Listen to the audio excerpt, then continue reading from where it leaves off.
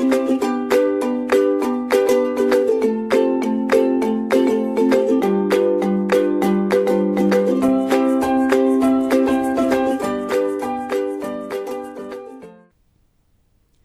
everyone, welcome to online lecture series of electronic devices.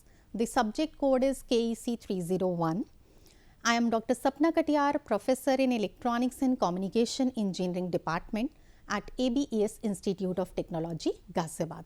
This is lecture number 24 and today's topic is photodiode and solar cell. So, these are the two things which I am going to discuss in today's session. These are the special purpose diodes. So, as I have told you, today I will be discussing about the photodiode and solar cell. As I have told you, these are the special purpose diodes. Now, just try to recall the conventional PN junction diode which we have discussed in the previous session. You have studied the conventional PN junction diode, what is it, how it behaves, what are the characteristics. So, accordingly, when you are able to define and explain, then we have discussed there are some special purpose diodes which have been defined for certain applications. So, these two are also in that particular category fall, photodiode and solar cell. Let us discuss with the photodiode. What do you mean by this? What is photodiode? So, a photodiode, it is a semiconductor device which converts light into the electric current. You must remember, you must note down each and every point for the special purpose diodes so that you will be able to differentiate what are the applications and all. Here the current which is generated, it is because there is a absorption of the photons. So, when the photon is going to be absorbed, then photocurrent will flow. It is also known as a photodetector or photosensor. And this particular diode, the photodiode, it operates, it works in the reverse bias mode. You must remember it, it works in the reverse bias mode. If you will remember this thing and if the question is being asked, draw the VI characteristic, just you will try to recall how the VI characteristic of a conventional PN junction diode is. So, in the reverse bias, how to plot it, you will be able to recall the characteristic curve for the photodiode as well. So, it operates in the reverse bias mode and it works on the principle of the photoelectric effect. You have studied this particular principle in your school as well. That is why at each and every time I used to remind you that you have already studied what is the photoelectric effect. So, this photodiode, it works on this particular principle and typical photodiode materials. What are the photodiode materials? Definitely it must be a semiconductor, but whether it is an elemental semiconductor or a compound semiconductor. So, typical photodiode materials are silicon, germanium, these are the elemental semiconductors, indium gallium arsenide, phosphide, indium gallium arsenide. So, different elemental and compound semiconductor materials can be used for the manufacturing of photodiode, right. Let us discuss about the construction and working, how a photodiode is going to be manufactured, how it works and its working.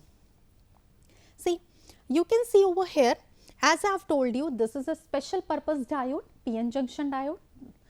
Here you can see this is a PN, P-type semiconductor is being joined with the N-type semiconductor, and at this particular junction you can observe when the light is being fall on this particular junction, then a current will be flowing in this particular circuitry. And as I have told you that the photodiode, it works in a reverse bias condition. So, how you are going to apply the battery? The negative terminal of the battery is connected with the P-type and the positive terminal of the battery is connected with the N-type. So, in this particular condition, it will work in the reverse bias situation, and a series resistance is also being connected to limit the current which is flowing through this particular device. So, here what will happen when you are going to increase this particular potential? Then because it is in a reverse bias condition, then the depletion layer width will be increased, means the space charge region is going to be increased. How? Because holes which are the like majority charge carriers in P, they will be attracted towards the negative terminal of the battery, electrons will be attracted towards the positive terminal of the battery. So, depletion layer, the space charge region will increase, as well as you are increasing this particular voltage. So, if you see in detail how practically it is looks like, how it is going to be like manufactured, you can observe here is a P type semiconductor, a P region is being shown, here is a N type semiconductor, a N region. When you are joining these two, then at the junction a depletion layer will be formed. You can see this is the depletion layer, depletion region, the space charge region you are observing over here. And after this you can see there is a SiO2 diffusion mask, and on this is a diffusion SiO2 oxide layer, and above this oxide layer there is a silicon nitride coating. From this particular terminal, from this coating, and from here the electrodes which are the anode and cathodes can be taken out, means the two terminals for the photodiode, right. And from this particular region you can observe the region after which this oxide layer is being like deposited, and on this particular portion, here the radiation, the light is falling to the junction, and is being shown in this particular portion. So, now this particular light is falling to where? On the junction itself, on the space charge region, and accordingly the overall mechanism takes place. So, from here you can observe a view of this photodiode, how it looks like, how it behaves. So, as well as you are increasing this potential, reverse current will increase, at that after a certain point there will be a breakdown, and the whole concept looks like the same of the conventional diode. Here when a light is made to illuminate the PN junction at this particular junction, then what will happen? Covalent bonds will be ionized, and when the covalent bonds will be ionized, then those bonds will generate electron hole pairs. When there is a like breaking a covalent bond, one covalent bond will release one electron, one hole. So, when the covalent bonds are ionized, then it will generate electrons and hole pairs, and photocurrent are produced because of the generation of this electron hole pairs. It means the amount of current will depend upon the generation of electron hole pairs itself. So, this is how you can explain it, and you must remember it is also a two terminal anode and cathode. Cathode you can see over here, anode is being taken at this particular point. Why? Because here is a term diode, diode, the two terminals, right. Now, you can see the circuit symbol over here. See, because it has two terminals, the name as the anode, which is the positive terminal, the cathode, which is the negative terminal. And if you block this particular portion, you can find out this is what? This is the conventional PN junction diode. But here what happens in the case of the photodiode? Light is being imparted on the junction, then overall mechanism takes place. Because light is being imparted on the junction, so you can see here the arrows are in the inward direction.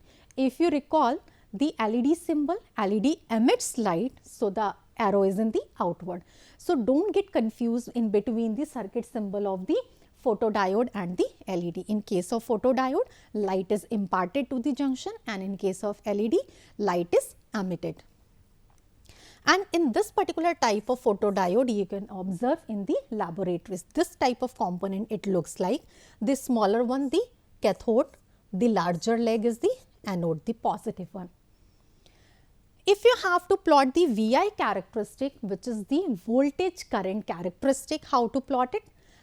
On the x-axis we have taken the voltage, on the y-axis we have taken the current. And since we know that it operates in the reverse bias condition, reverse bias means P side of the semiconductor is connected to the negative terminal of the battery, N type of the semiconductor is connected to the positive terminal of the battery, and when you are increasing voltage, what is happening? When we are increasing the voltage, the depletion layer is increasing. When the depletion layer is increasing, it means the majority charge carriers in p-type, which are hole, the majority charge carrier in n-type, which are electrons, they are moving away from the junction. When they are moving away from the junction, it means here the current is not flowing because of the majority charge carriers. But there are some minority charge carriers which are holes in n-type, electrons in p-type, they diffuse across the junction, they cross the junction and the recombination takes place.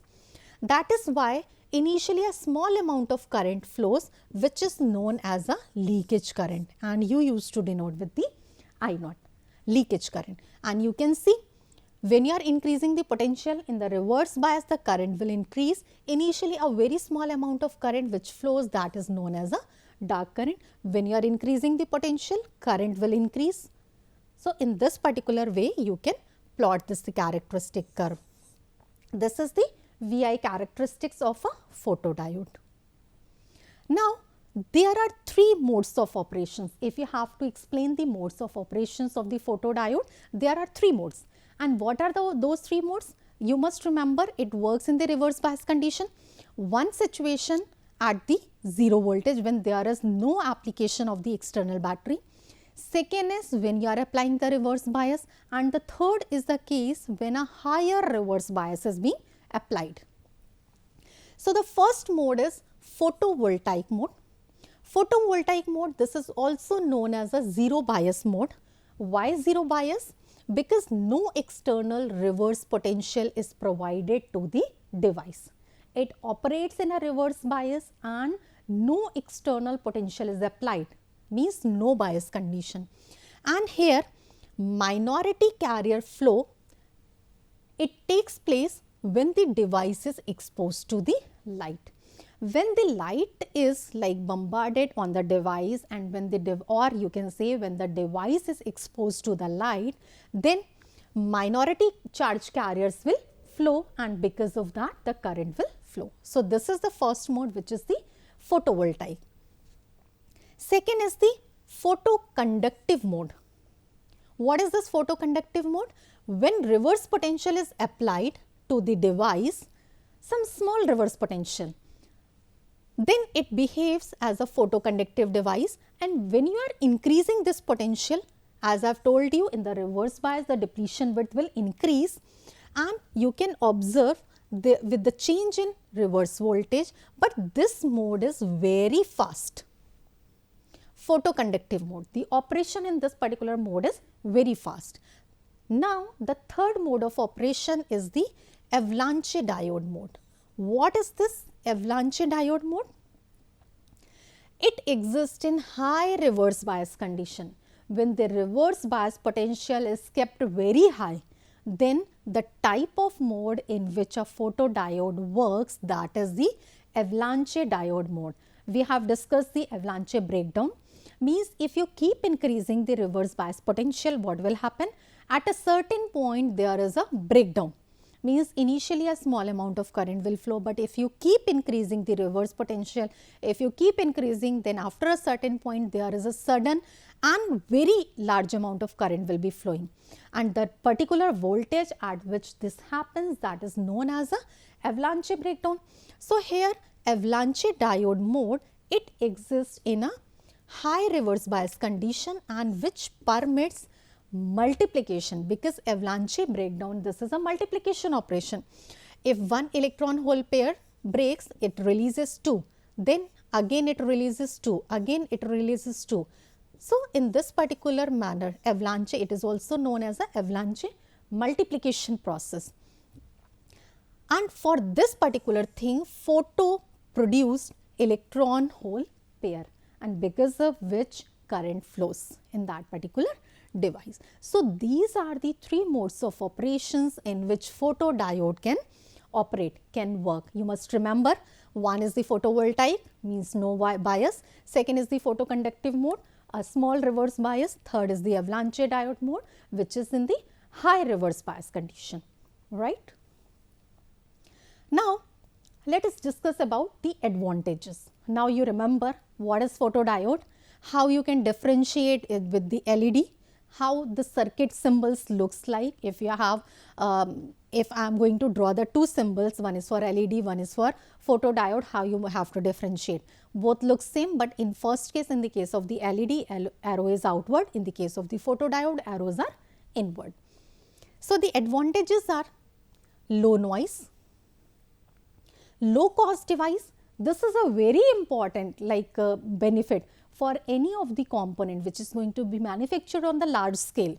Noise is less, cost is less, it is rugged mechanically, its weight is less, and this particular component is very compact in size. It is not very bulky, it is a very small component. High operational speed, long life. What else we require? If you have to use any component in any electronic circuitries, these must be your requirements. It must be small, it must be available in large quantities, size should be small, size it must be, structure must be compact, life must be high. So these are the important advantages. Some of the disadvantages: it is temperature dependent device.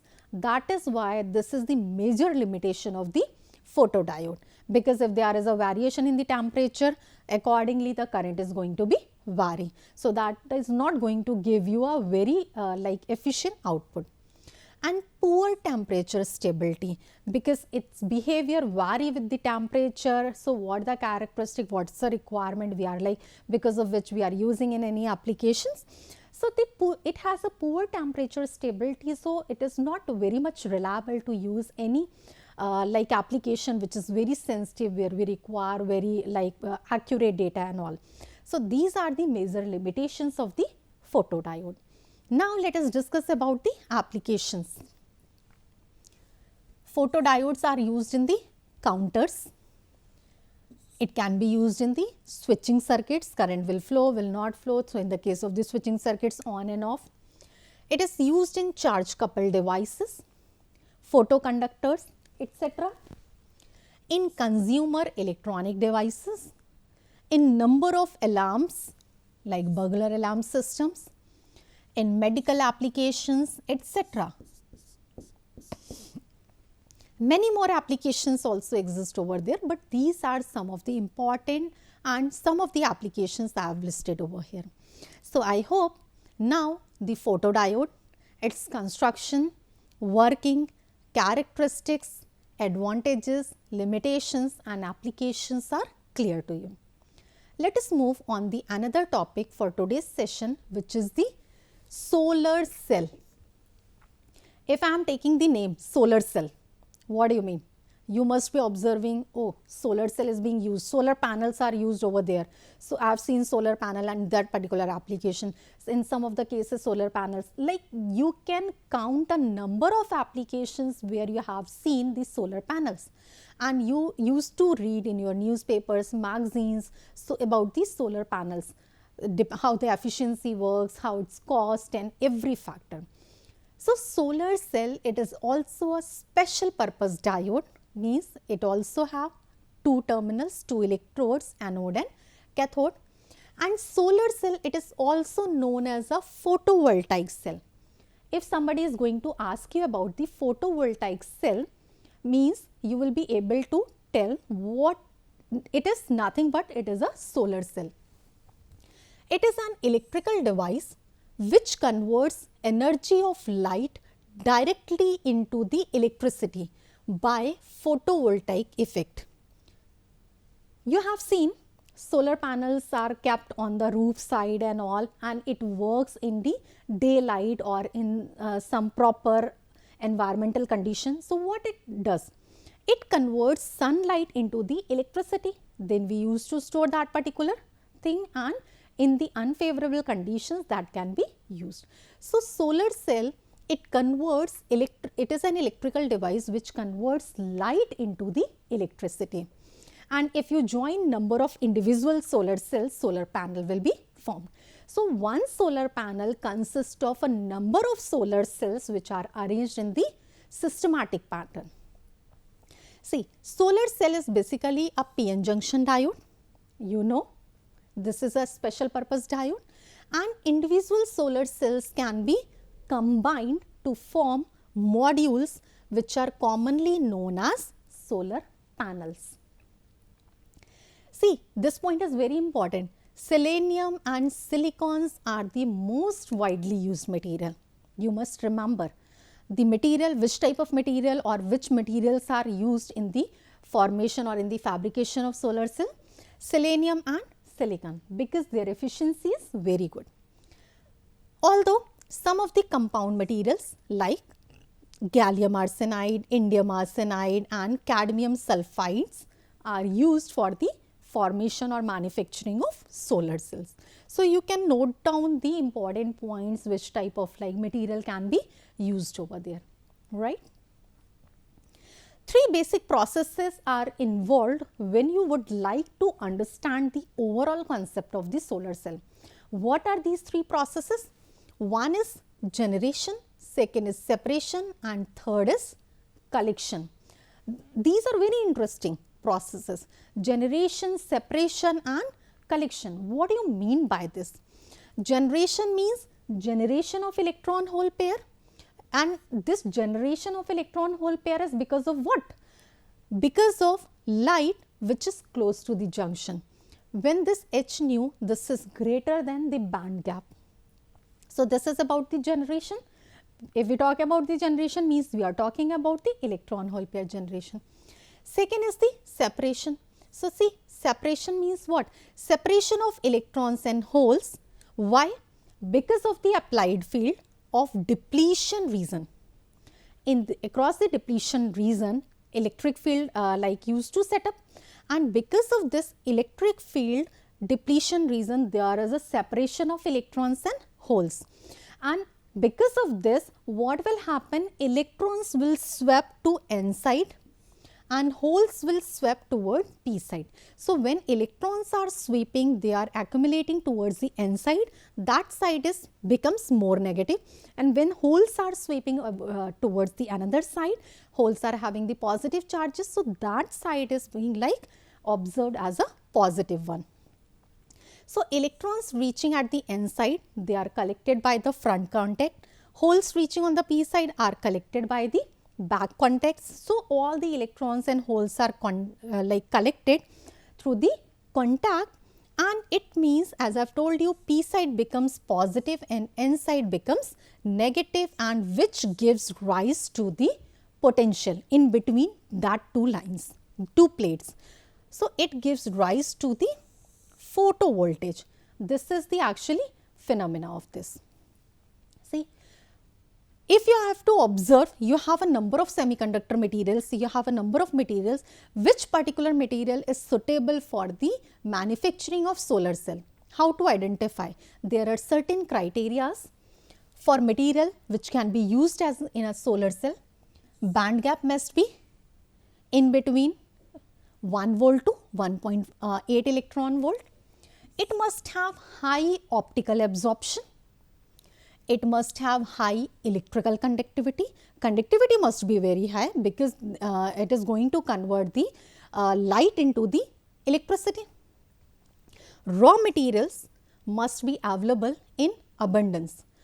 Raw material must be available in large quantity, huge quantity. That is why we are going to like manufacture solar cell at a very nominal cost. See, if the raw material is costly, what is going to happen? You are manufacturing any component, any device, that cost will also be increased. So, the raw material must be available in a large quantity. Cost of the material must be low. Obviously, these 2 points are interrelated. If material is available in a large quantity, definitely cost will be less. So, these are all the factors which you must take into the consideration, and you remember, so that you can explain this semiconductor material have these properties, so it can be used in the case of the solar cell formation. Construction and working. As you know, this is the special purpose PN junction diode. You can see over here the P type semiconductor, N type semiconductor, and here this is the junction. Across the junction you can see electrons, these are electrons, these are holes. What is going to happen when the electron hole pair generation takes place, and then after a certain time what will happen? holes will be accumulated towards the p side, electrons will be accumulated towards the n side. So, this side becomes more positive, this side becomes more negative, accordingly a potential difference is being created. And what happens, as I have shown you, this is the like junction, metal rings are available. With the help of these metal contacts, anode and cathode terminals can be taken out, can be separated out. When a sunlight is being imparted, see what it does, solar cell converts sunlight into the current. So, when a sunlight is being imparted, you can see the sunlight is imparted in this particular region. Because of this, the overall mechanism takes place and solar cell works. So, here current generated, it depends upon the illuminated area. You can see the illuminated area is this one. If the illuminated area is very narrow, the current will be very small. If the illuminated area is sufficiently available, the current will be sufficiently used. And it is typically of the order of 10 to 100 milliampere. The current means the solar cell which is going to convert the light into the electricity, 10 to 100 milliampere range, if there is a junction of about 1 centimeter square. For significant resultant power, number of solar cells must be arranged into a form of a module which is known as a solar panel. And heavy doping is required to obtain large photovoltage. Why heavy doping is required?